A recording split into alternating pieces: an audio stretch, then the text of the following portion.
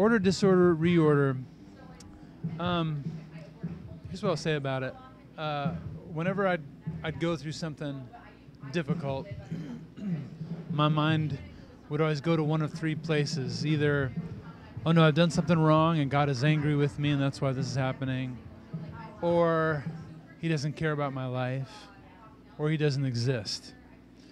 And that just never helped. It always just made things worse when my mind would go to those places. And that's where my mind would always go until I got new language that helped me reconceptualize seasons of pain, you know. And the language goes like this. I'm being transformed when I'm moving along the spectrum from order into disorder into reorder. I'm being transformed when I'm moving along the spectrum from order into disorder into reorder. And order, we all know what that is. That's when everything's going the way we think it ought to. There aren't a lot of surprises. And that's what we are always working toward, and we ought to. It's when we take the wisdom that we've learned along the way and we're putting it to use to put our life together.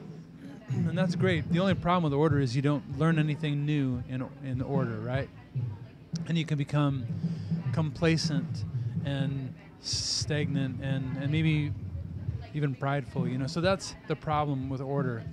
However, don't worry, because chaos is always lurking just around the corner, and that's the antidote to the problem of order.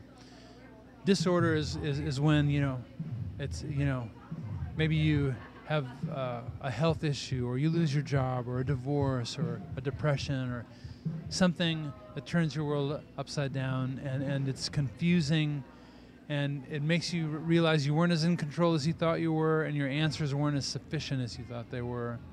And it can be so painful, and it can break your heart, and maybe it breaks your heart open enough that some new idea can get in there, some new wisdom. And that's the beginning of reorder, you know, where the Lord teaches us the next thing that we needed to know, but we couldn't learn until we were broken, you know.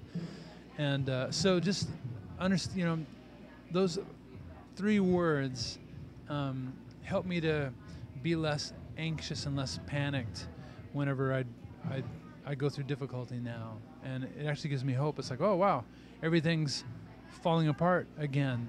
I must be in disorder, which means I'm about to learn something that's going to change my life, you know. So it's just helpful. Hopefully that language helps others the way it helped me.